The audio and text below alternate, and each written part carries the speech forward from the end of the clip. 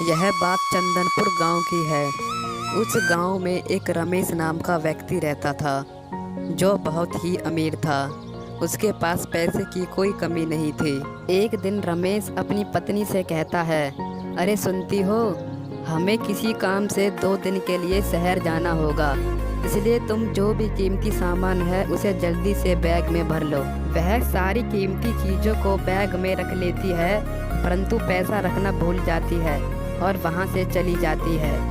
उसी गांव में 3 चोर और रहते थे जो चोरी कर कर अपना पेट पालते थे। उन तीनों चोरों ने कई दिनों से चोरी नहीं की थी, इसलिए वह सोचते हैं क्यों ना गांव में चोरी करी जाए। उन तीनों चोरों को रमेश के शहर जाने की खबर लग जाती है, इसलिए वह सोचते हैं कि रमेश के घर चोरी करी जाए। वह तीनों चोर रमेश के घर चोरी करने के लिए जाते हैं। वह तीनों चोर पूरे घर की तलाशी करते हैं और पैसे और सोने चांदी को खोजते हैं। उन्हें केवल पैसे मिलते हैं और उन्हें पोटली में बांधकर वहां से भाग जाते हैं। वह तीनों चोर भागते भागते जंगल में आ जाते हैं। उन तीनों चोरों को भागते भागते भूख लग जाती है। तभी उनमें से एक चोर उनसे कहता है, तुम ये पोटली रखो, मैं भोजन खरीदने के लिए शहर जा रहा हूँ, इसलिए जब तक मैं आऊँ तुम यहीं पर रहना, कहीं जाना मत। इतना कहने के बाद वह वहाँ से चला जाता है।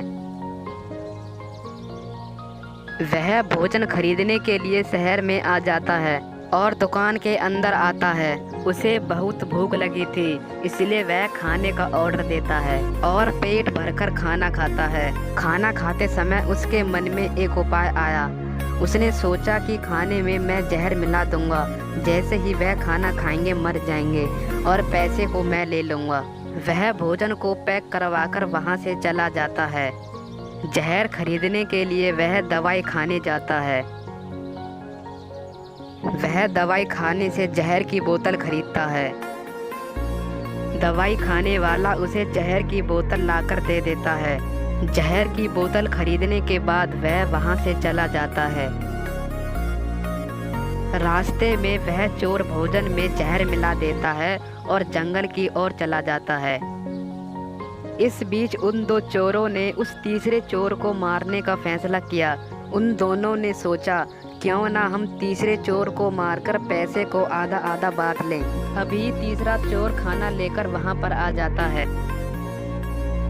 जैसे ही वह आता है, वह दोनों चोर उस तीसरे पर हमला कर देते हैं और उसे जान से मार देते हैं। उसे मारने के बाद जैसे ही वह उसका लाया हुआ जहरीला खाना खाते हैं, वह दोनों भी तभी मर जाते हैं। इस प्रकार उन तीनों को उनके किए की सजा मिल जाती है।